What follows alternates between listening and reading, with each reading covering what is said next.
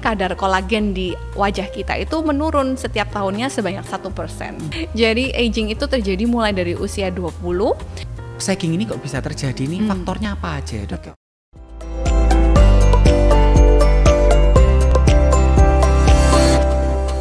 Welcome to Speak. Jadi di channel ini kita akan membahas seputar tentang kesehatan kulit.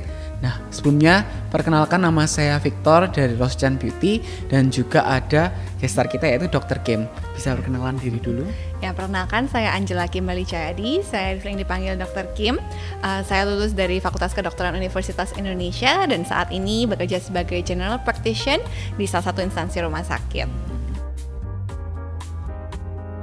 Nah, pada episode ini kita ini akan membahas tentang skin aging. Betul sekali. Jadi skin aging ini ada beberapa faktor ya yang sampai kelihatan aging gitu ya. Nah, yang pertama itu ya, kalau kulitnya itu kelihatan kusam. Yang kedua yaitu sagging ya, dimana kelihatan melorot istilahnya ya. Betul. Sudah mulai tidak bisa kenceng lagi ya. Nah, setelah dari situ, nah mungkin coba deh Dok dijelasin dulu tentang kira-kira faktor-faktor penyebabnya itu apa aja ya? Oke. Jadi mungkin sedikit dulu ya definisi kali ya, skin aging itu seperti apa sih? Jadi skin aging ini adalah suatu proses secara alamiah yang memang akan lama-kelamaan terjadi terkait regenerasi kulit kita yang tidak dapat mengimbangi dari kerusakan kulit. Jadi proses skin aging ini bervariasi, awal mulanya umumnya berusia dari muda sebenarnya, meskipun tak tampak ya. Jadi aging itu terjadi mulai dari usia 20, di mana secara statistik itu menunjukkan bahwa kadar kolagen di wajah kita itu menurun setiap tahunnya sebanyak 1%. Nah, banyak juga ya. Banyak juga, dan itu tentunya mempengaruhi dari performance atau visual dari wajah kita secara tidak langsung. Mungkin awalnya tidak terlihat jelas, tetapi seiring kompensasi tubuh kita untuk regenerasi itu menurun, sehingga akan lebih jelas gitu tampak agingnya.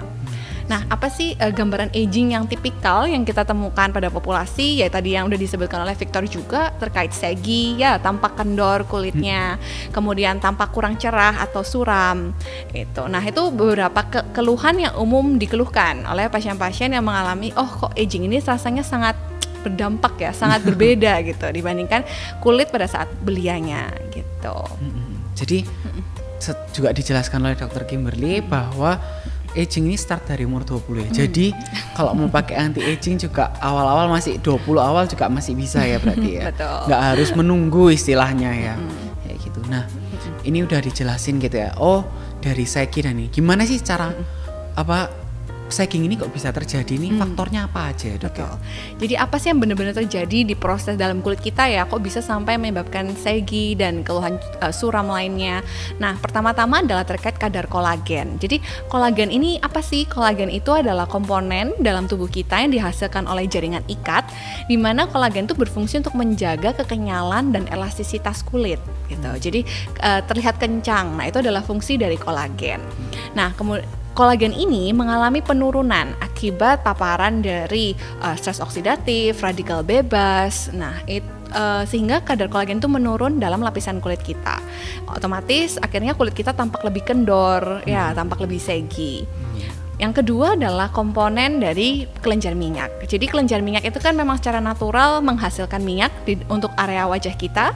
Tidak hanya berpotensi buruk untuk menyebabkan jerawat, tapi minyak itu sebenarnya kita butuhkan loh. Jadi minyak ini menjaga agar kulit kita tuh tampak lebih terhidrasi, tidak kering. Karena ketika kulit kita tampak kering, sehingga otomatis wrinkles ataupun kerutan itu lebih apparent. Fine lines-nya muncul, betul.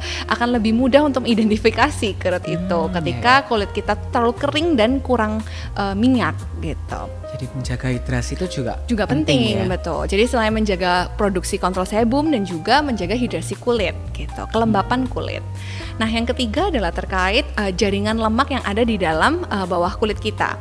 Jadi di lapisan paling dalam, yaitu lapisan hipodermis yang udah sempat kita bahas juga sebelumnya, itu penting sekali karena terdapat layer lemak. Nah, layer lemak ini akan menipis seiring bertambahnya usia. Nah, Akhirnya gambaran yang kita temukan adalah tampilan yang lebih tirus gitu. Kontur wajahnya menjadi lebih tirus atau kurang berisi. Sedangkan kalau misalnya orang muda lebih fuller itu tampilannya. Nah, itu adalah perubahan yang ketiga. Dan yang terakhir tapi nggak last but not least, yaitu adalah terkait wound healing. Iya. Jadi memang kita tidak dapat memungkiri ya bedanya kulit yang sudah aging dengan kulit yang muda, tentunya terkait kapasitas dan kemampuan dalam wound healing atau penyembuhan luka. Orang-orang yang sudah mengalami skin aging, penyembuhan lukanya itu bisa melambat hingga 4 kali dibandingkan kulit yang masih belia, masih muda. Nah, hal itu bisa dipengaruhi banyak faktor, terkait memang karena nutrisi terhadap kulitnya, terkait pembuluh darah, kualitas pembuluh darahnya, ataupun memang pasien tersebut memiliki komorbid penyakit. Salah satu yang paling sering yaitu diabetes mellitus. Iya, memang benar. Dia menghambat ya. Betul. Jadi memang kita perlu mengkontrol berbagai faktor tersebut sehingga tidak mempercepat dari proses aging. Nah, proses aging ini sebenarnya adalah sesuatu hal yang nggak bisa kita tahan gitu ya. Pasti betul. Sebagus-bagusnya kita menahan itu jadi di podcast ini kita juga ingin ngomong bahwa kita itu nggak boleh aku nggak mau aging sama sekali, enggak, tapi kita age tapi ditahan pelan-pelan ya. Jadi age gracefully kita ngomongnya, nggak langsung tua tapi kita tahan lah ya. Nah, itu kita bisa menahannya gimana sih, Dok? Oke, jadi mungkin perlu dipahami bahwa aging itu suatu proses yang holistik, tidak hanya terkait kondisi kulit secara umum, tapi juga terkait seluruh tubuh kita, metabolisme tubuh kita, sehingga faktornya tuh banyak yang bisa kita kontrol gitu, selain dari terapi-terapi skincare.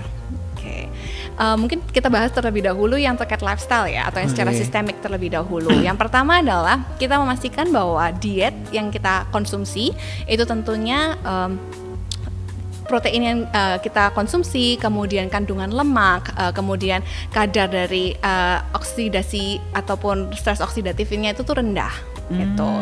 Nah, jadi perlu memastikan bahwa kita tidak mengonsumsi terlalu banyak gula, itu yang pertama. Kemudian menghindari merokok karena itu merupakan toksin yang jelas-jelas akan meningkatkan jauh stres oksidatif dalam tubuh. Kemudian konsumsi alkohol tentunya tidak boleh berlebihan, ya gitu. Dan yang terakhir adalah pola tidur dan juga pola stres psikis yang dapat kita kelola, gitu. Itu secara lifestyle, yang secara umum tentunya kita perlu kontrol. Nah, sekarang mungkin kita beralih ya ke yang selanjutnya, yaitu terkait apa saja sih produk yang sebenarnya kita bisa gunakan untuk memperlambat dari aging itu sendiri. Oke, yang pertama adalah moisturizer. Ya, kenapa moisturizer? Karena menjaga hidrasi dari kulit itu sendiri. Mungkin komponen moisturizer yang saat ini terkenal seperti ceramide, lanolin, itu beberapa moisturizer yang umum digunakan. Kalau vitamin F gitu membantu juga nggak ya, Dok ya? Vitamin F juga berperan dalam proses moisturizing juga sih. Iya, I see. Jadi dalam moisturizer itu kita pentingnya memilih dari kombinasi lanolin dan juga vitamin F serta ceramide itu sendiri ya. Karena memang itu bisa mendukung dari kelembapan kulit dan juga moisture-nya dan juga hidrasinya ya tentunya. Betul sekali ya. Kemudian setelah hidrasi kita juga memastikan siklus dari kulit kita sendiri. Siklus untuk pergantian kulit di sel lapisan epidermis yang terdiri dari sel-sel keratin itu berlangsung dengan baik. Kan siklusnya berkisar sekitar 30 sampai 50 hari. Umumnya kita sebut menggunakan metode eksfoliator. Nah, eksfoliator ini bisa bersifat fisik maupun bersifat secara chemical. Untuk chemical mungkin lebih praktis ya untuk digunakan saat ini gitu. Cuman preferensi lah ya. Betul. Itu. Kan tiap orang beda-beda, ada yang memang kulitnya tidak capable dengan chemical exfoliator, jadi bisa pakai fisik. Betul. Masih bisa lah istilahnya. Juga pasti membantu untuk kesehatan kulit. Nah, setelah dari situ apa ada lagi ya, Dok ya? Kira-kira kan sudah moisturizer dan juga sudah dari exfoliation, itu kan penting juga faktor-faktor yang kita harus jaga gini ya. Nah, ada lagi mungkin, Dok? Yang ketiga adalah terkait stres oksidatif ya, atau proses antioksidan. Jadi memang tidak dapat dipungkiri bahwa setelah kulit kita sudah terpapar dari sinar UV maupun debris dan lain-lain, itu bisa mempengaruhi kondisi yang kita sebut sebagai lebih oksidatif gitu, atau stres oksidatif.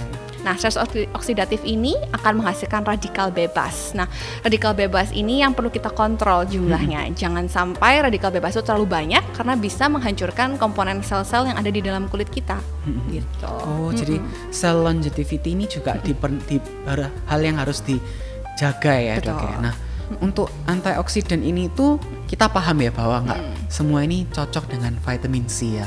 Makanya itu kita di Crimson Dew ini kita pakai vitamin C alternatif lah istilahnya. Kita pakai radical sponge, yaitu fullerene, salah satu main hero ingredient yang dimana dia itu terbukti 250 kali lipat lebih efektif antioksidan activity-nya dibandingkan dengan vitamin C, lalu juga bisa menjaga untuk dari antioksidan itu hingga sampai 17 jam.